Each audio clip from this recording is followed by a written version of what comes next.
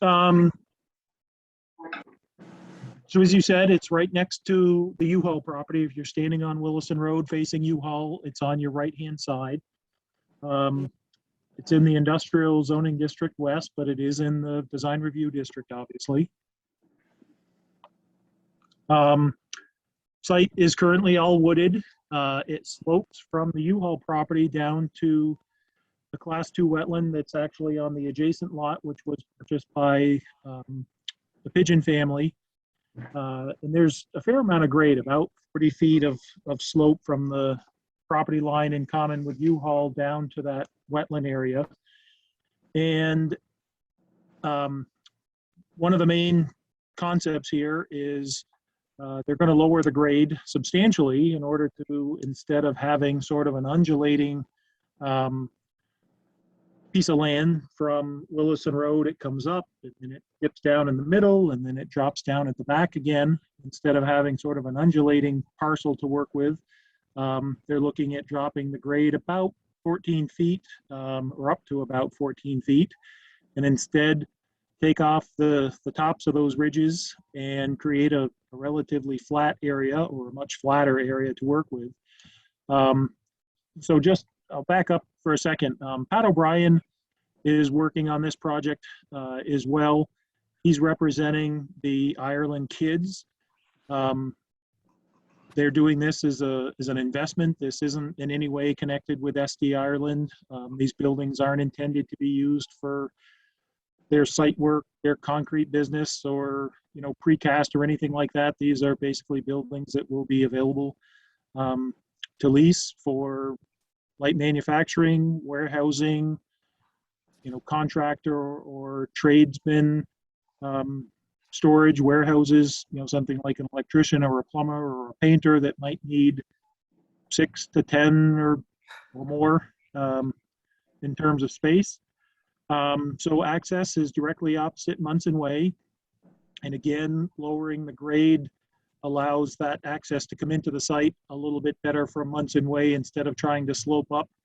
It'll be a relatively gentle grade coming into the site from Williston Road rather than trying to slope up, 12 or 14 feet. It's sloping up much less than that. There were perspectives provided as well. These are high bay warehouse manufacturing buildings. They don't have anybody in particular in mind at this point.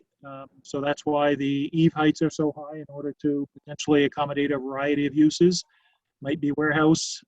It might be somebody that doesn't need that high of an eave space, but in order to keep their options open. They're 30-foot eaves, so they're fairly tall buildings. They do have a number of windows and entries proposed along the faces that will be on the north sides of the building facing Williston Road. Again, each of the buildings, in order to maximize the potential uses, has a loading area. They may be at grade or maybe a combination of at grade and loading docks. But in general, all of those are shielded from view from Williston Road. Building C in the back.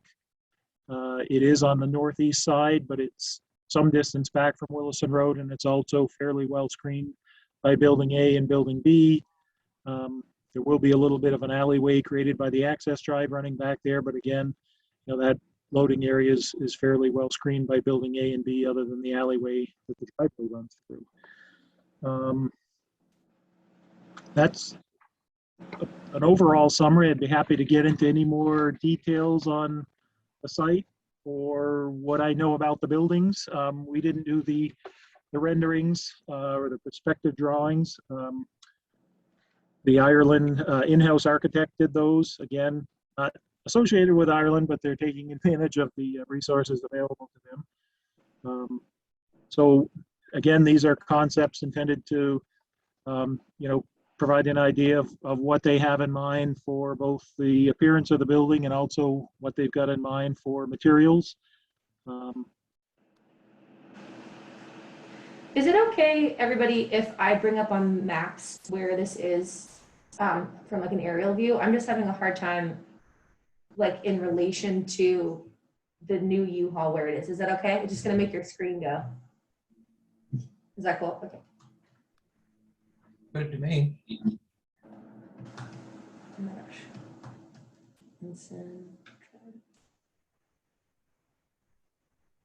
Okay, great. So we're really looking closer to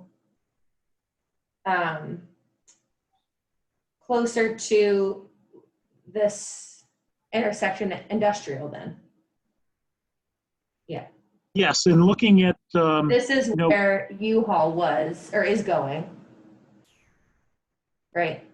correct. So yeah, basically, so we're basically where Matt's cursor right here is where we're looking. Yeah, that area to the north and the south and to the west. If you look at the difference in vegetation, you can kind of distinguish once you get down off of this property and onto the lot that was largely encompassing the wetlands between where this development area will be and the development along Engineers Drive. You can kind of see the change in vegetation there in the wetland area. This involves the more mature trees to the east. So Andy, what are they also going to bring down the grade up in this section too then? I'm a little confused. No, so that's actually on a separate parcel. The wetlands are located on lot 9, which was conveyed to Pigeon family. Okay. And including with that is the old steep bank that's behind the area that Rocks Paving uses right there on the corner. Yep. So the grade, that's actually off this property, so nothing will change over there. Nothing is proposed to change in the wetland.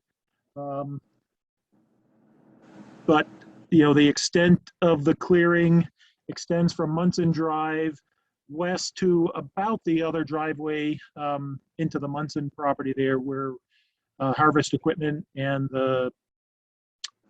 that next building starts. I can't think of the street address, but it's got a variety of tenants in there. Andy, did you say they rendering? I don't see that posted. Yeah, my apologies. We got those on Friday when I was here by myself and unsupervised. I'm going to load those right now so that we can share them. So just a sec, and I will get those up for you. I have a quick question, Andy, while he does that, is you're going to be creating a 4-way intersection there where you go and cross into Munson Drive.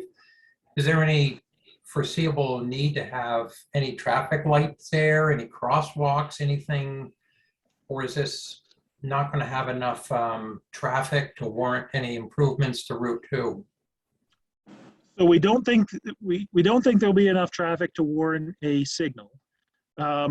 And it really depends upon what the uses are as to whether or not it would warrant a left turn lane. If it was to warrant a left turn lane, the hope is that, the traffic would be relatively low in terms of requiring that left turn warrant, and that largely the existing extent of pavement would be able to be used because there is a left turn in there now to Munson Drive, that a left turn lane opposing that one could be done largely by just restriping and not having to expand the width of the existing pavement that's already there. But again, if these were, light manufacturing or largely warehouse space, it probably wouldn't get to the threshold that would require a left turn lane. If there was something like a bulky retail use that is allowed in the Industrial Zoning District West, isn't really anticipated here, but if something like that was to go in that would have more traffic associated with it, it would probably certainly get to the left turn lane warrant and trigger the need for that. Okay. Or especially, I'm thinking also if there's going to be a lot of tractor trailers coming in and out of that space, what the curb cut size and or the swing looks like. I know in this, see if I can grab this kind of looks like a quote unquote normal size driveway. And I'm not really sure if that also accommodates a tractor trailer and what V-Trans would have to say about that. We would certainly want to make sure that it could accommodate tractor trailers. because inevitably there will be truck traffic Right. coming in and out of here even. So it's a 30-foot wide driveway now, which is pretty typical. You know, maybe it would be a little bit wider, but it wouldn't be a whole lot wider than that, I don't think. With the tractor trailer trucks, the more important thing is making sure that the radiuses are large enough, you know, where it flares out and transition into Williston Road. And with tractor trailers, you at least want a 30-foot radius there, and it's better to get even up to 40-foot radius, which again will flare out that width for the first 20 or 30 feet coming in. But after that, it would transition back to the 30-foot width that's shown. What's the existing radius shown? Those are at least a 30-foot radius with a 30-foot wide driveway. Have you done an analysis, stormwater analysis to determine that that those two small ponds can deal with the stormwater coming off the paving and the roofs? It seems awfully small.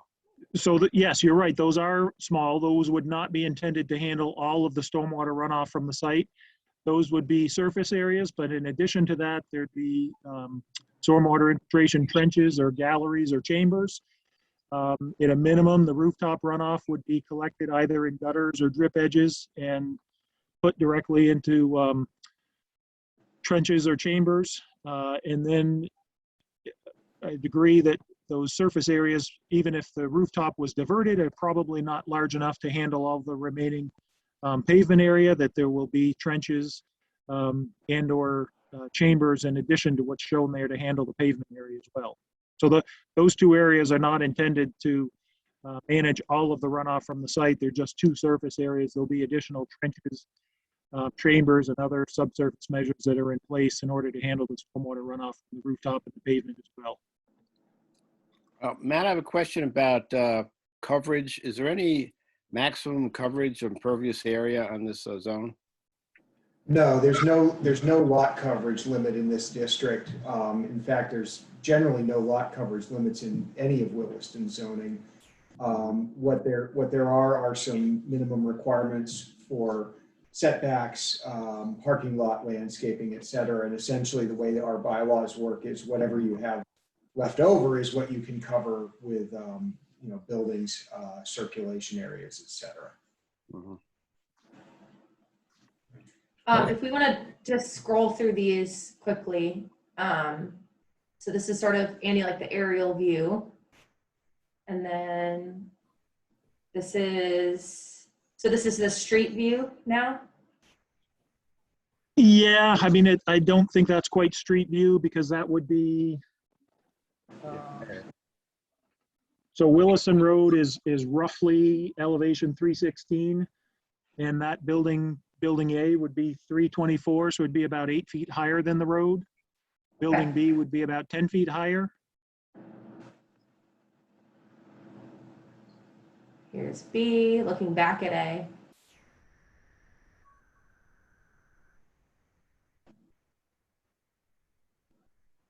And then, so this is from the driveway, basically. Yeah, just to the right of the driveway, probably in the parking, the parking space closest to Williston Road in front of Building A. Okay. Andy, how do you transition between that 8-foot grade and that short driveway?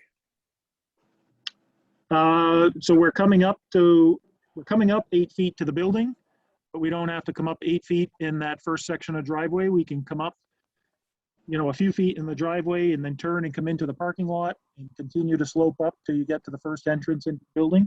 Mm-hmm. So we won't be making that 8-foot transition in that first 100 feet. It'll be over a couple hundred feet at least. Okay. I assume these are the back views of those A and B building? I think they put this image in just to give a sense of what those metal panel materials would look like. And I was hoping Pat O'Brien was going to join us to give us more of an explanation on it, because I was sort of curious about them as well. When you look at the black and white perspective views, you kind of notice these different shades or bands of color. And when you look at the color version, they're similar to that as well. And I'm not sure how that's accomplished, whether, you know, is that a painted surface that gives that differentiation between the bands? Is it a difference in the actual metal panels? You know, it was good that they included this, but it is a little shy on details as far as, you know, what that actual material is and how they accomplish that sort of the different striations of color there. Andy, do you know if they're planning on blue? They don't, I don't think they necessarily, you know, unlike U-Haul, they don't have a corporate color. So if the hack has thoughts on colors, or having the buildings be different colors, I think that would be welcome feedback. I think the first thing is the buildings as shown here are extremely boxy, and I would not want to think that that would be a view you would see from Williston Road. The back of the building, I got a lot more flexibility in, but you know, there's no cornice up top. There's no differentiation in roof height. There's no texture to the front of the building if this was a front proposal. So I would think there'd have to be a lot more design put into the front views, anything visible readily from Williston Road. I don't know what the rest of the hack thinks, but that's my opinion. I'd Yeah, agree. it'd be nice if they had more variation. And from the rendering in the front where the windows are, it looks like they're doing adhered stone, and then they have a bunch of windows, but the top is like super top heavy of just blank metal panels because there, you know, there is no cornice or there's no, it just looks like the windows are so squatty on the bottom, and then there's like these giant metal panels that are super top heavy there. So They sort of have an airplane hangar look about them to me, which isn't necessarily bad, but I would agree with the others that have spoken that some, especially street facing, something sort of avoiding the dead wall look would be great. I personally, coming from a modernist point of view, don't object to no cornice. I think cornices are fake in a building of this nature, and I would disapprove of having a cornice. And I like the back of the building where the bottom is textured vertically, and then the horizontal bands grade up from a darker or a medium light blue to almost white, kind of like that. That's very handsome. I think the artificial stone band and then some other thing by the window and another band at the top, I think they all look contrived, and it should look like a warehouse. If this is a warehouse, it should look like a warehouse. We're not going to hide it. I don't object. I do like the gradient look, like the ombre kind of gradient look. I don't know if others agree. Yeah. Instead of in these renderings, it sort of looks like it's in every other that Right. repeats, but I personally like the gradient look a little bit better. I don't know if others agree. I agree. yeah, I think it's nice. Also, go ahead. I know Matt mentioned, and we'll probably step through this and the notes about the landscaping. I kind of feel like our best foot forward, given, and I agree, Brian, that you don't necessarily want to make it not look industrial. I kind of want to just like hide as much of it as possible from Route 2 with landscaping. So that might be one of our best ways of kind of not having, these giant warehouses from the road, but putting in more landscaping. I think similar to what happened with U-Haul. I joined the hack right after U-Haul, so I'm not quite sure the conversation around that. And maybe considering sort of in these green spaces, having trees or something that would give a little bit of height of landscaping instead of just like the traditional shrub, would also kind of break up what the view shed is for sort of the back of building A and B and then all of building C, as well as help with drainage after all. We also have to be mindful of sight distance coming out of that driveway. So it can't be too high or too dense. I mean, step back a little bit. I don't mind the ombre look that Emily was referring to, but I still think the buildings are just like a great big box and they're putting on enough decor to try to get by. You know, there is no deviation in the front facades. These are large buildings. There is absolutely no deviation in or out, up or down, nothing. I just really struggle with this extremely box look. That doesn't seem like what we've been going for. Any other one that we have looked at allows for some variation. And I understand what Brian's saying about a warehouse, and I understand that this is not going to be a architectural marvel, but I think we could put more effort into making this less of a giant box with some windows along the bottom. Or dropping the roof line down a little in the front so it's more of a step look or more of a graduated look. We've been putting a lot more focus on entrances too, as of late, making them look a little bit more predominant, a little more intentional. I don't know if others agree that that might also help here. Well, the entrances could be recessed, and that recess could go all the way top to bottom to just break up that long straight run that's there now. You know, Actually, isn't that similar to what we did with U-Haul? I mean, we had a pretty, it varied quite a bit to give it to break up some of those walls. So I don't know if you have that say on that, if that would need creativity, but, or maybe, well, Andy, and so we did that variation would be helpful. Look for it. Matt's looking to see if he has it. Yeah, I mean, I think you can see that out in the field now. You know, U-Haul sort of got this, you know, it's a very large building. You know, with the flat roof, it's a little easier to just vary the parapet to kind of fake that in. One thing I would say while I'm looking for that is you might also look at the prominence of those covered entries. It's a big building, right, with normal sized doors. You're not going to put giant doors on it to try to make the building feel smaller, but those covered entry features might, you know, just have a little more attention. And if your eye is drawn to those, it can help moderate the scale of the building a little bit. Look a little more intentional, right? Is that what you're? Well, yeah, I mean, just, you know, we sort of have some language in the design review chapter about having, you know, entrances, number one, being protected from the weather. And also, you know, that there's some sort of architectural feature that says this is how you get into the building, right?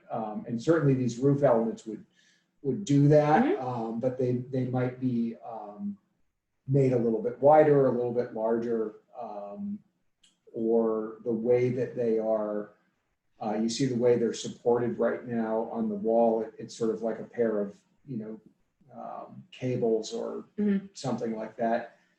There might be a little more of a feature to that. And there's a couple examples, I think, around Williston, if you look on Brownell Road, and I'm trying to think what other buildings some of the newer buildings might have in the industrial district. Even sort of Commerce Street has the ones in the back. They have, like John was saying, if some of the details could go all the way up, that would not only delineate, hey, this is an entrance, but would also sort of break up the big long run, or something over here that would have like a different roof on the front. I hate to say it, but something more like a hotel lobby sort of situation where it's like very clearly different and very clearly broken up. Are all of those supposed to be different business entrances? Business one or two?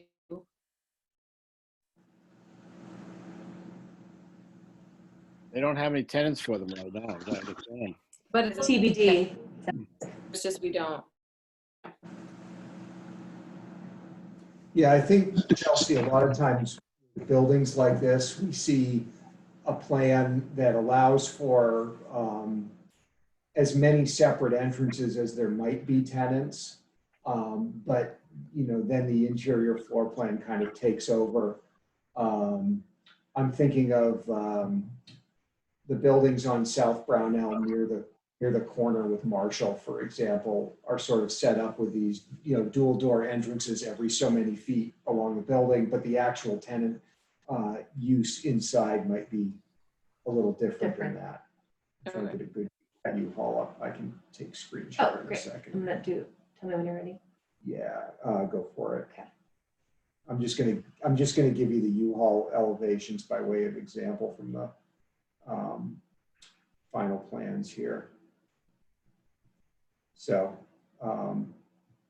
you know, this is all one big box behind this, but there was this bit of variation in the street and side parapets to give it a little bit of, you know, break it up a little bit. And then you do have sort of that covered entry feature here. Did we not do any, we didn't do any covered entry over the retail door? It doesn't I'm look pretty like. sure that's recessed, if I remember correctly. Yeah, I can go down to the. Yeah.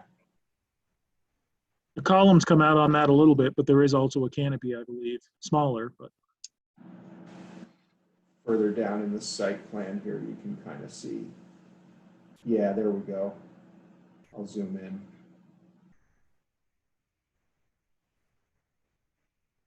So you can sort of see. Yeah, so we have a canopy there, canopy there. Some columns over there. So, yeah. There's a little bit on that one. A little more going on. I'll stop share on this. Okay. If you want Go to back. take it back over. Just in being conscious of timing a little bit, does anybody else have any major comments that we want to talk about or revisit anything? I think, are you taking notes or do you take notes after now that we're recorded? I'm taking video. Okay. And then we'll take notes Okay. from there. So So- whatever folks have to say. Yeah, we'll so do just to kind of clarify for the minutes, we, I think, are cool with the project in general, if everyone's happy with that. But we made comment about the entrance width, especially if there might be a lot of tractor trailers that might need to get addressed. The amount of boxiness that we see, we're looking for a little bit more breaking up of the wall cladding, potentially something on the roof, potentially some more attention to the entrances to make them look a little bit more intentional. And then we also mentioned landscaping to kind of address that, to try to get both along Williston Road, but also sort of in these like appeared to be green spaces, whatever sort of more predominant landscaping could get considered. I think we liked the metal. We were cool with that. We had comments about potentially liking the ombre a little bit better. What else? What am I missing? Can I make one comment? There's about 14 to 15 foot retaining wall along the east of the site, which is going to create a nasty little alley there, very deep, and it's going to fill up with all kinds of stuff.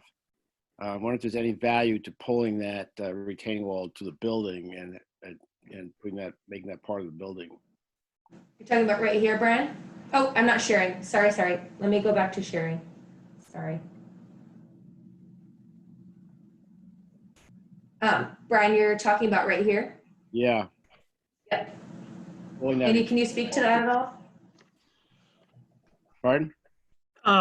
You know, right now they're not showing any windows up higher in the building, and they don't have an elevation for that side, but I mean, having the retaining wall as part of a structural element of the building would preclude any kind of entrance or window on that side. I totally understand the point Brian made as far as, you know, having a long kind of shaded, potentially damp alley in there as well, with it being on the east side of the building. But there might be exit requirements in the future along that wall. Right. Yeah. But again, making that wide enough for a plow and or fire truck and or whatever. Ooh. Yeah, we might just, I'd kind of sort of encapsulate this in terms of consider the maintenance Mhm. that needs to happen there. I think that's a good comment for the board. And folks, if you've looked at the draft staff report and draft recommendations, there's some cleanup in there. Emily Heyman wrote that before we had the rendering. So there's some discussion of if the roof is flat versus if it's pitched. We'll clean that up to identify that it's a pitched roof being shown on one, and deal with that as well. Okay. So. Andy, is this structure being conceived as giant vents that go across, span the whole thing, having a columnless interior? Yeah, have they gotten that far? Say that again. Is it clear span or? All right. I don't think they've gotten that far. Okay. Looks like that alley is probably in the ballpark of 15 feet wide, just looking at the scale of everything.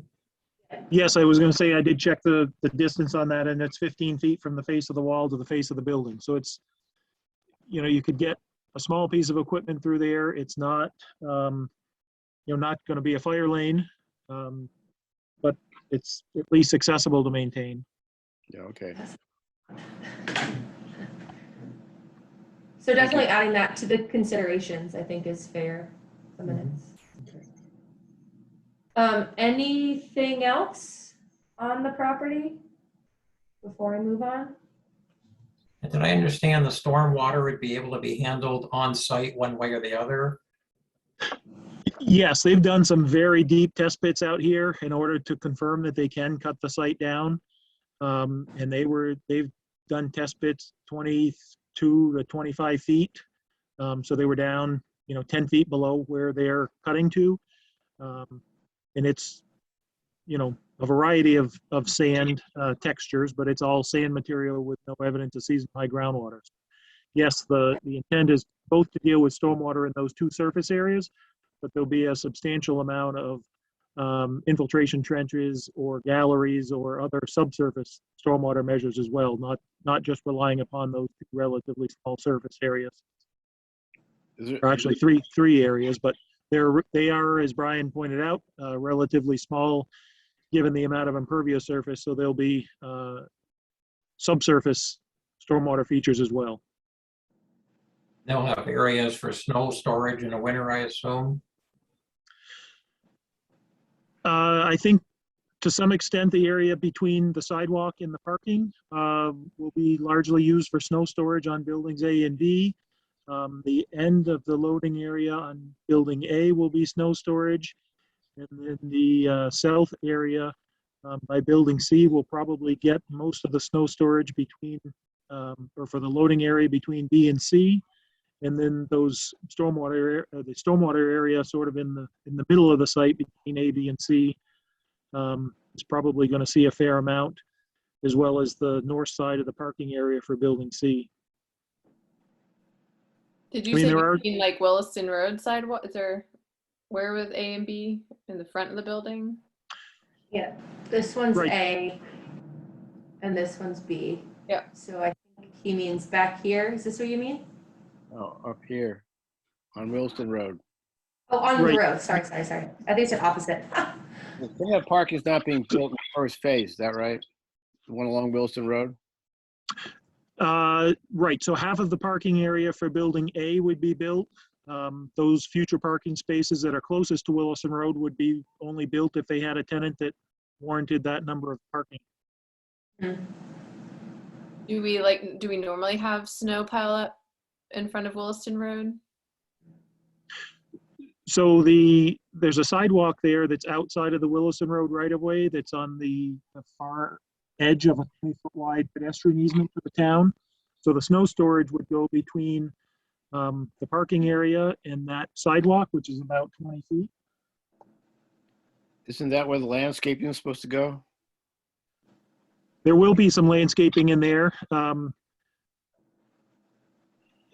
I guess with U-Haul, the requirement was that the street tree spacing be increased, essentially double the number of street trees.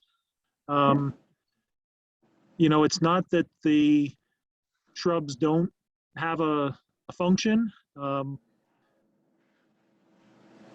especially given that the site is higher than Williston Road, I think in given the height of these buildings, you know, the trees are going to serve the greater purpose in terms of screening. If there wasn't a continuous row of shrubs between the trees, there'd be room for snow storage. If there was going to be a continuous row of shrubs between the trees, there'd be much less room for snow storage. Yeah. And U-Haul, did the planting go between the sidewalk and the road, or the sidewalk and the building? Between the sidewalk and between the sidewalk and the paved area in front of the building, and that was to get it as high as possible on the slope so that it could serve as much of a screening function as possible, which would make sense here as well. Again, getting it as high on the slope so that its vertical screening is maximized. Right. Which we would prefer. Right. Are you able to accomplish that with the snow, or is that gonna conflict? Having the It would, I'm not sure it's hard to argue that having twice as many trees provides better screening than half as many trees. But I guess I'm not convinced on the lower shrubbery in between those. You know, with U-Haul, there was a much wider paved area between or in front of the building. Here, it's 60 feet wide. With U-Haul, you know, they were going to have trucks parked out there, not necessarily for display, but they were certainly going to be for display as well. You know, sort of their trucks are well logoed, so it's somewhat advertising as well. But there was a fairly large area in front of the building that was being used for access to the outside storage units. You know, parking of customer vehicles, parking of the larger trucks. In here, you know, it's limited to the 60-foot wide parking area, and the parking doesn't extend all the way to the face of the building as it did with the U-Haul building either. So I guess I would suggest that if there was a desire to increase landscaping, that it be focused on the street trees, which provide a greater vertical screening and not necessarily the lower shrubs. I think one of our concepts, I think we were looking at carrying through what was done at in front of U-Haul, kind of continuing it along Williston Road. And the argument I have for shrubbery of some sort, and I don't mean a continuous row of it, but Williston Road is, I think you said 8 to 10 foot lower than the parking lot. So you're already looking uphill. If you have tall street trees, you're going to be looking underneath them to an extent. The shrubbery kind of fills in that hole somewhat underneath. So a 4-foot shrub, when you've already got an 8 or 10 foot deviation in height, it works as a lot taller shrub than really a 4-foot shrub would seem, because you're looking under the trees and it helps to minimize some of the open view looking up the slope. It's different if you're on a flat plane and everything is, but you're not taking into account the uphill look. Yeah, I agree with Yeah, I John. agree with that. Yeah. The whole thing appears to me to be like 20 pounds of groceries in a 10-pound bag here. I think we really should defer any kind of approval until we see how the stormwater affects the size of the buildings. Well, if you recall from the U-Haul site, we weren't managing stormwater on the surface anywhere on that parcel. It was all subsurface. Right. So we should see that. We should see what that looks like. I mean, was that Well, Chambers? this is also pre-application, so we're looking for, we'll be happy to provide that level of detail at discretionary permit application, but that's not something that we're normally providing in great detail at pre-application. Yep. Those chambers, Andy, you talking about chambers that are going to go under the parking lot? They could be chambers, they could be perforated pipe with stone surrounding it. They could be a combination of those. It could be dry wells. Because there's not a lot of room on the site for trenches anywhere. So the only thing I can think of is Chambers. The trenches, again, with U-Haul, we had perforated pipe between deep sump catch basins, and it was all, I want to say all, if it wasn't all, it was the majority of it was underneath the pavement. So is this pavement pervious? So water can go down into those trenches? It's not proposed to be, and the issue that we've run into with the pervious pavement is the heavy truck traffic and the turning of the truck on that pervious pavement. It just tends to beat up the surface, and once the surface gets beat up or becomes raveling, it deteriorates the performance of the pervious pavement. Oh, so you're talking about trenches with grates on them? No, I'm talking about so stormwater infiltration trenches where we might have deep sump catch basins at 100-foot intervals and perforated pipe in between, and that perforated pipe is wrapped in crushed stone. So the perforated pipe is essentially working as a leach field underneath the parking lot. How does it get there though? If the pavement is impervious? So there would be deep sump catch basins that would allow the water to get into the structure. The pipes run from structure to structure, and the pipes are perforated. Okay. You're almost building a leach field underneath the parking lot. Yes. Yeah.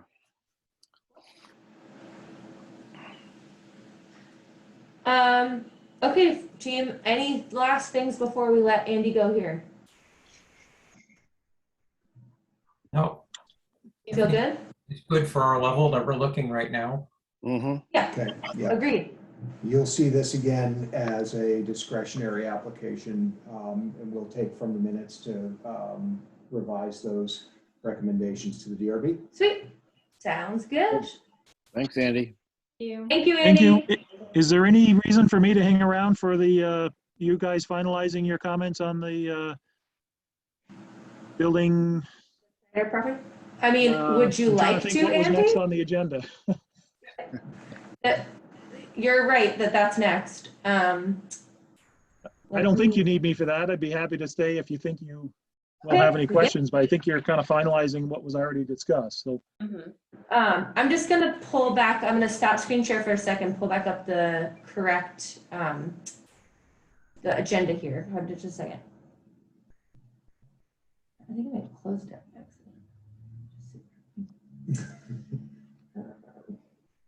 Thankfully, it's right here.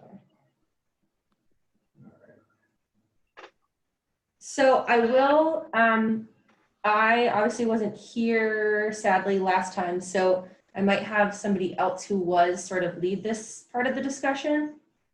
If that would make you guys comfortable. Matt, I don't know if that's okay, right? You don't care about that. No, that's fine. Okay. Is somebody, let's see. There we go. Is somebody comfortable sort of leading the discussion who was here last time?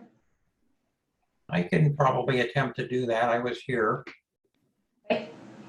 I think only Chelsea and I were the only ones here last time for that.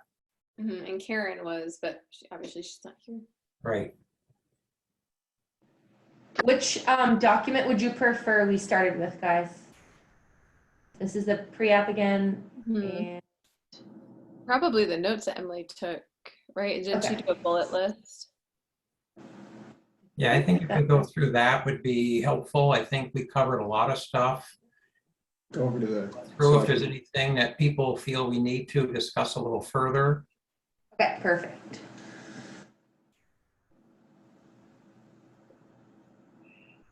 Great. These look familiar? Yeah. Mm-hmm. Did you want John to go down through those? Sorry, I just volunteered John, but. Yeah, I can do it however we think it's most productive. Okay. I assume people have probably gone through and read this. Mm-hmm. I was just kind of mentally skimming it here myself again. I know we obviously had some concerns about the meandering layout of the whole project, whether that was really walkable or not. I think we had some difference of opinion because I personally kind of thought it was kind of reasonably done. My vision is, you know, a wandering type thing shouldn't be just some straight lines. You want to have options as you walk through the place. You don't have to always take the same route to get from point A to point B, and you don't want to sit at point A and look at a straight line and see point B in the distance. So I didn't have actually a lot of issues with this, but I do remember that some members on the HAC were concerned that it didn't seem efficient, or whatever is the appropriate word. If you have any thoughts on that, Chelsea, from what you remember? Yeah, I know that Chris mentioned how it was he had to be convinced a little bit to be okay with some of the angles on the buildings, that it was just different, but he was coming, like he came around to thinking that was a good option. So I think we talked about maybe being able to see a rendering of a street view or something of those, like the two buildings when you come in, especially the L ones, the one that's really, yeah, exactly, shifted, maybe just those specific areas being, if I don't know if they're able to provide renderings later down the road to kind of show what would that look like. Would that naturally like sit with your eye okay as you're walking? It's just a little hard to tell from the top down. And then I think the other off thing I wanted to try to avoid was, like, you know, in the bottom there's the row of townhomes and then a carriage home. I think that they're in a good way trying to go with variety in this development, but I didn't want, that felt weird to me. Like I think the variety is good, but then that there were little things like that felt like they were just trying to fit in a carriage home because they couldn't fit in a townhome there, and maybe it just would be too off. So variety is good, but making sure it's just not too much, you know, like having a carriage home next to the townhomes, but not felt, it did feel placed very well. One of the questions I had was what accommodations are happening for like guest parking or additional car parking. It doesn't seem like there's a need for like actual street lines on the road, but especially if someone is meeting, you know, someone to have a walk or whatever that doesn't live in the neighborhood, and they're trying to be using the space with neighbors that do, where's the accommodation for visitors? With that said, would there be any sort of a bike parking area or some sort of other means of transportation, especially if eventually there might be a bus stop or something here? I didn't know if any of those things have been considered or if anybody else had that sort of concern. I remember we discussed on, you know, like the smaller housing, cottage housing and stuff, that the driveways were large enough to accommodate, I believe, 2 cars on average, if I'm remembering correctly. And I think the townhouses they try to hide the parking kind of behind the townhouses, but it seems like there was some provision for visitor parking. I don't remember the exact method of doing that. The area of parking I had a little concern on was over in near the wetlands area where there's a little park kind of on the left center. Yeah, that area. That's something that potentially people from other parts of town may come to utilize or to meet people there. And I would be curious about providing some parking somewheres, but I also understand that that's a wetlands area, so we can't just go in and pave a chunk. And I don't have a solution for it. It's more of a concern that would be nice to think about, maybe. Or even, Andy, this area seems to be paved, obviously, but I didn't really know if That's a couple spots. your housing to the left of it there. This is.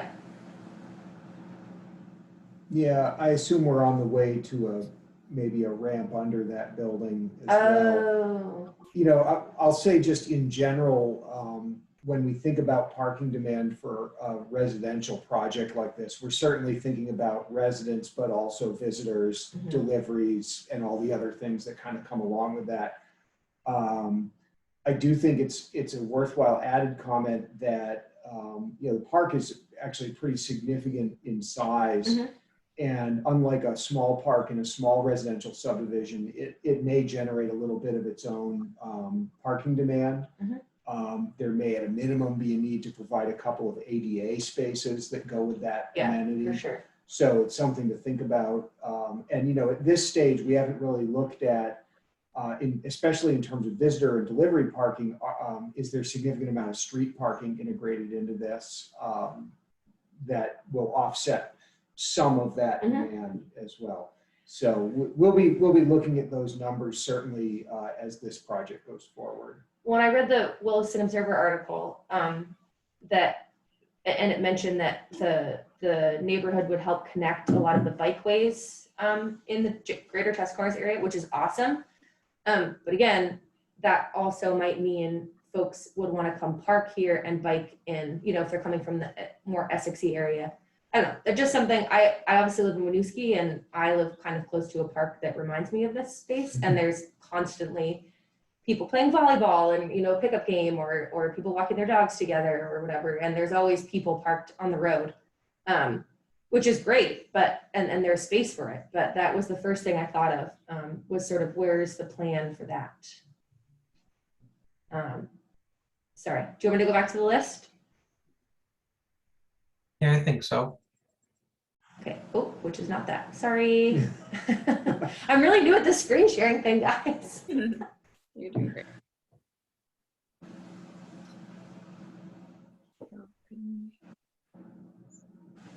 I know, well, one comment was, I know there's a lot of variation with more of a traditional versus modern look that they're trying to kind of incorporate both of those. My comment on the modern side is just to suggest, like, when my husband looked at the Williston Observer, he looked at the building and was like, oh, you know, meh, gross, like the modern building rendering. But pretty quickly afterward, he said, it'd be cool if they had rooftop, you know, rooftop seating, rooftop garden access. So I think if it's gonna be modern, to be really intentional about unique ways that you could utilize it, would go a long way in having a modern piece. Right, so take advantage of that flat roof if you're going to have it. Mhm. Yeah, yeah. I wasn't sure if they were trying to actually show us the actual design they were proposing, or if it was showing the concept of the front-loaded versus rear-loaded townhouses and how that would kind of functionally play out. So I don't know how architecturally accurate this is to what their thoughts are. That I don't know. Yeah, you know, It's all in a general sense, this is the very first pre-application for a pretty significant project. And the ultimate approval that comes out of this pre-application will likely involve an approval for the street layout, some generalized building footprints, and probably a first phase of the residential development. So much like Finney Crossing, you know, where we're up to, I think, our 24th amendment, there will be amendments to the overall approval for a project like this as building designs are finalized in different components of the project. So no matter how sort of this project works its way toward an approval, whether it's under today's bylaws or future form-based code or specific plan, there will likely be some iterations of it.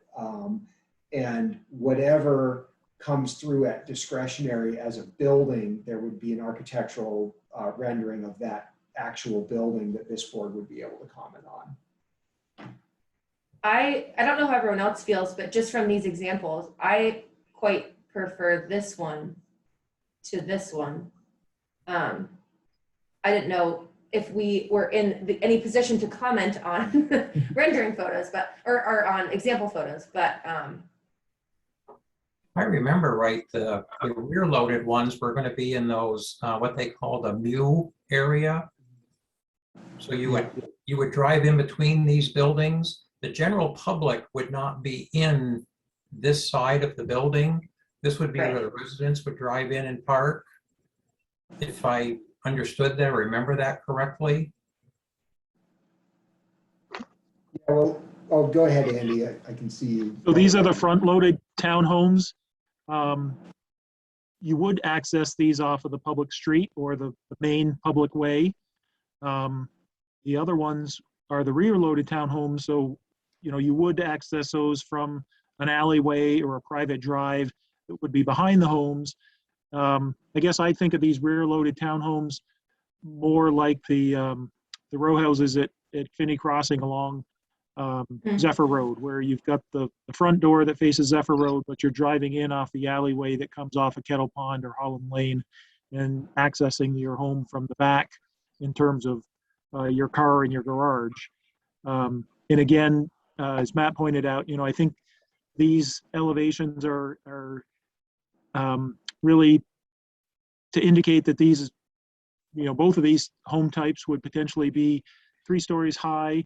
They're a fairly narrow footprint, but again, they're going up because they do have such a narrow footprint. And again, to sort of offset that narrow footprint and make them attractive to a potential homeowner, I think as Chelsea mentioned, having that rooftop space sort of enhances something that might otherwise be a little less attractive because it is narrow, wider footprint, 3 stories. But if you've got that rooftop access, it kind of offsets some of those other things that somebody might, typically in Vermont anyway, look at as a negative.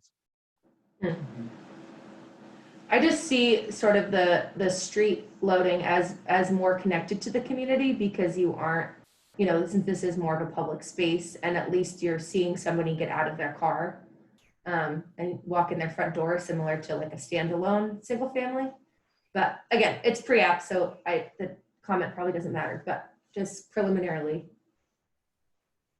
I like this better.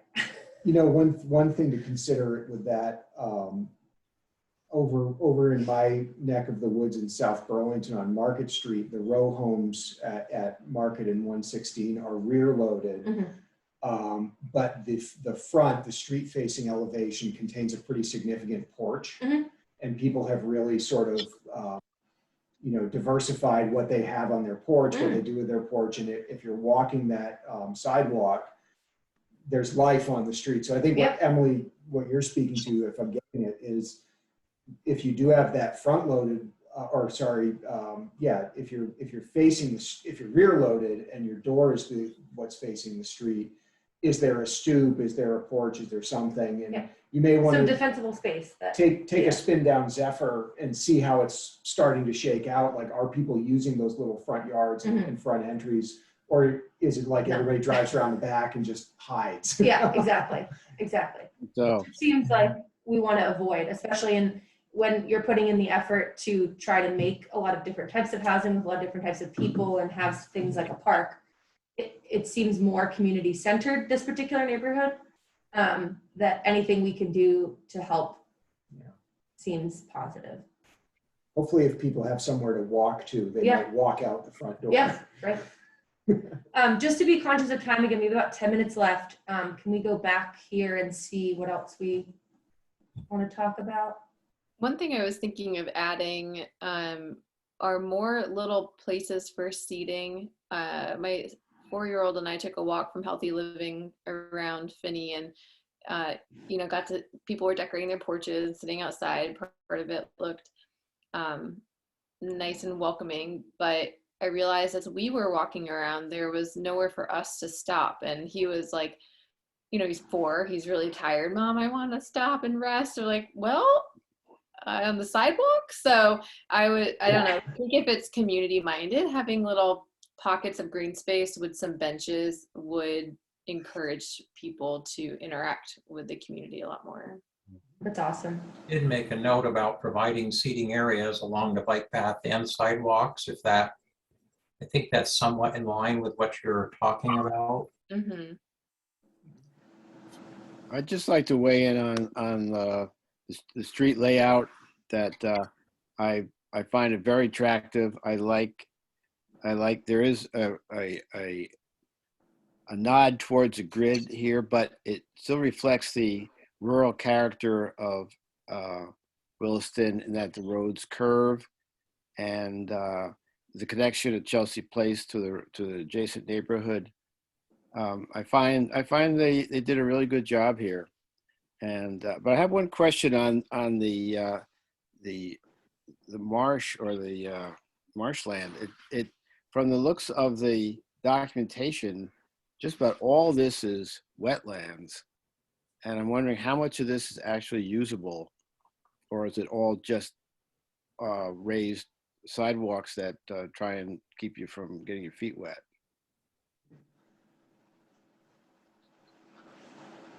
So I'll try to answer that.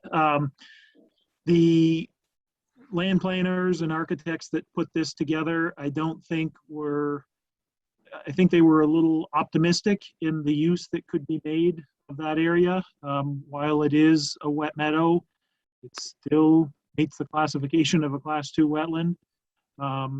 And between the state rules and the watershed protection buffers, I think you can cross the wetland buffer or cross the wetland, but the extent of improvements that they have in there is probably a little ambitious. So I think that area will have to be looked at a little closer with those regulations in mind. So I think, in summary, I think you're probably right. I think what's shown there is probably a little ambitious, but certainly the intent is to get connections through that area. They may be a combination of boardwalks and paths. There may be some narrower, sidewalk width pedestrian routes as well. But certainly there'll be a couple, at least one, and probably more than one main route through there, being the bike path, and probably another one that might be a little more focused on pedestrians as well. I'd like to make one more comment. A neighborhood this size, it seems like it deserves a community room. I don't see any real common space for the residents to gather. Yeah, that was another comment I had too, of are in any of these spaces, is there anything that can be used as Brian says, a community space for the neighborhood? Or some, again, because of the wetlands potentially not, but even an outdoor pavilion or something that at least in the summer months could be a spot for, the neighborhood barbecue or birthday party or whatever. I think that was on our list of suggestions, was possibly a open air pavilion someplace. The community fields, pickleball court, some types of things like that as a possibility. Especially paired with a garden. That'll only serve them in the mild weather, but they're going to need a meeting space in the inclement weather also. I think there should be a dedicated community room. Anyway, that's an opinion. I think a lot of people would like a dedicated community room. That I don't think the town has been requiring that of any place so far. I don't know if that'll be changing in the future. Matt may have more info there, but there's been a lot of discussion on Front Porch Forum, obviously, about that topic recently. Yeah, I think two things. One is, where is the town at in terms of building a municipal community center of some kind? And that's in sort of this, we're sort of planning to plan right now. In other words, we have some money out in the capital budget to actually research what it is the community wants and what it would cost and all that. On the other side, when we're looking at individual developments, as long as we are running things through the growth management system, we do incentivize the creation of community space and community facilities. And, you know, traditionally that used to be like looking at the playground or the walking areas or fields. But I think when we've really tried to pick that scoring apart, we've started to look at things like indoor space as well, knowing that especially in larger communities with a lot of units, there is that need. And so, you know, we'll be certainly looking at that as this project moves forward. You left the car on. We had discussed last time that there's kind of like 3 different directions this whole project can go through. One is the more conventional one, but there's also the specific plan format. And then I'm trying to remember how the third one was worded, but as we go further forward, we may end up with a different avenue that we're pursuing. I remember Emily talked about 3 different options last time that kind of come up, and one was specific plan, one I think was conventional, one of them maybe was more toward the form-based code type of thing, or the revisions that we're looking at for the Taft Corners district, which could change density and also the timeline of development for things. Right. So, I mean, in the whole time I've been in Williston these last 13 years, we're in a very unique situation for the next 6 to 9 months, which is we have a whole bunch of zoning districts where the development standards are likely to evolve significantly between now and say 9 months from now. And we have a regulatory regime where projects are not vested in the version of the bylaws that's on the books until they file a discretionary permit. And residential projects can't file for a discretionary permit until they've been through growth management, and that happens in March. So what we're doing at the staff level is just trying to identify that things are shifting a little bit. They could shift in a way that impacts how a project like this makes its way through the approval process, and the staff notes identify specific plan because that might be a way to pursue a more sort of unified and solidified approval, and not be quite so much subject to those changing whims of the town regulatory regime. So we're just trying to identify that for everybody right now. I don't want anybody to feel like there was a bait and switch in terms of the development standards, or that we left any stones unturned in how this might be reviewed. But I'm literally comparing, I'm comparing this project as Emily's done here in the staff report to the bylaws as they exist today, because that's all we have. Mm-hmm.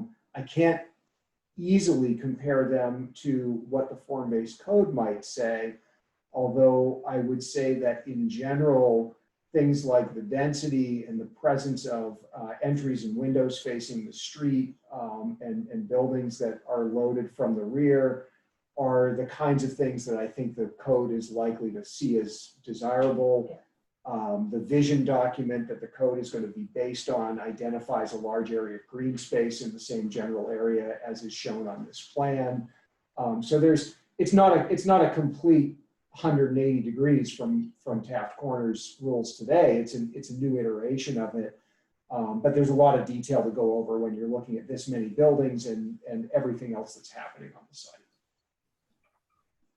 But I do think it's important to us as a committee that at a project as big as this, a lot of those newer regulations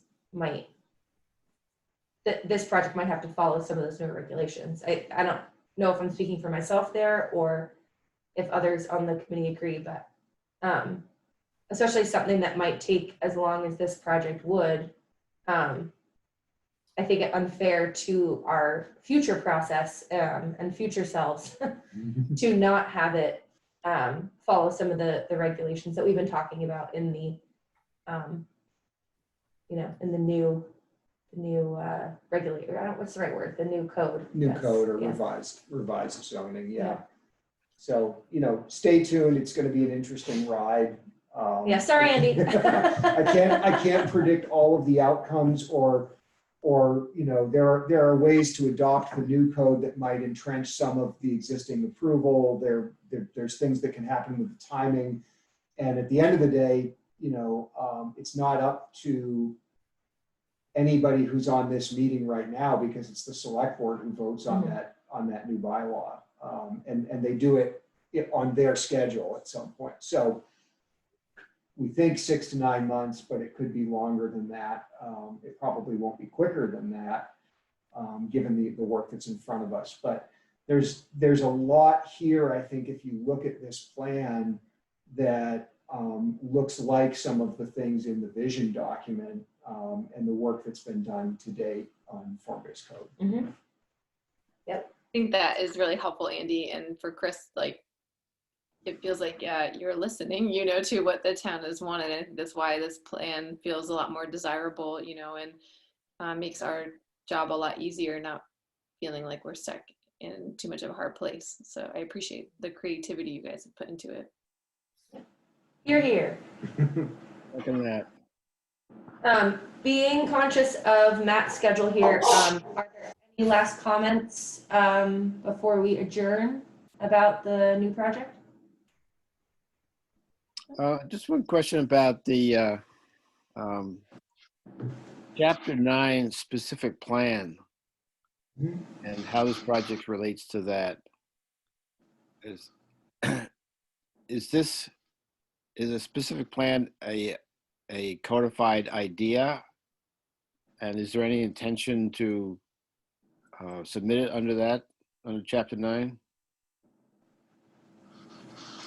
Well, I don't know about intention to submit it under 9.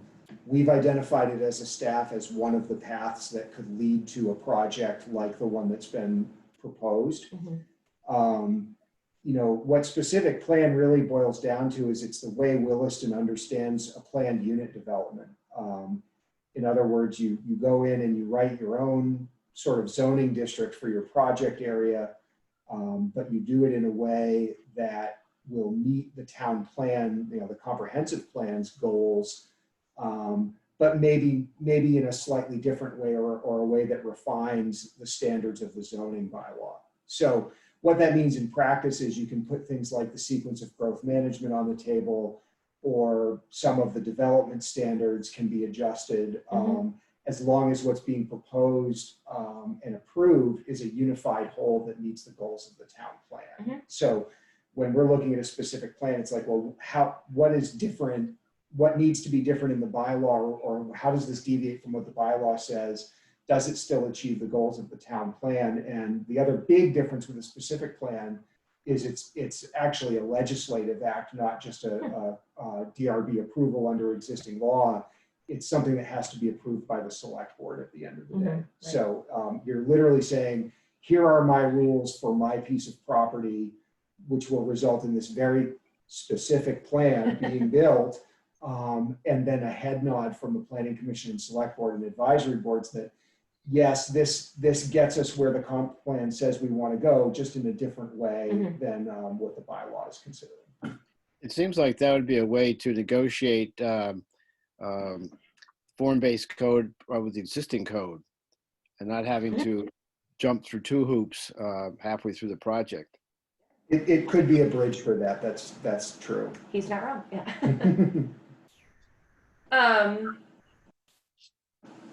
Okay, team.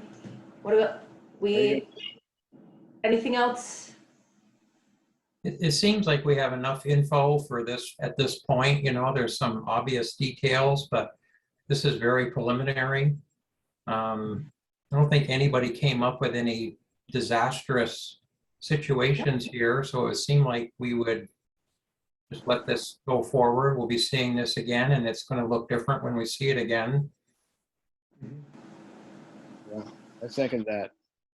Some considerations, but nothing glaring, which is as close to 2 thumbs up, I think, as we're going to get in pre-app. Right. I think we have some good comments and thoughts in here for them to consider as it goes forward. Yep. So, okay, great. Well, thank you, everybody. Thank you, Matt, for standing in for the lovely Emily. Appreciate it. Thanks. Andy, thanks for your time today, too, as well. Thank you. We'll see everybody in a couple of weeks. Okay, Very good. bye. Bye. Bye, see you soon. Thank you. Bye. Cool. And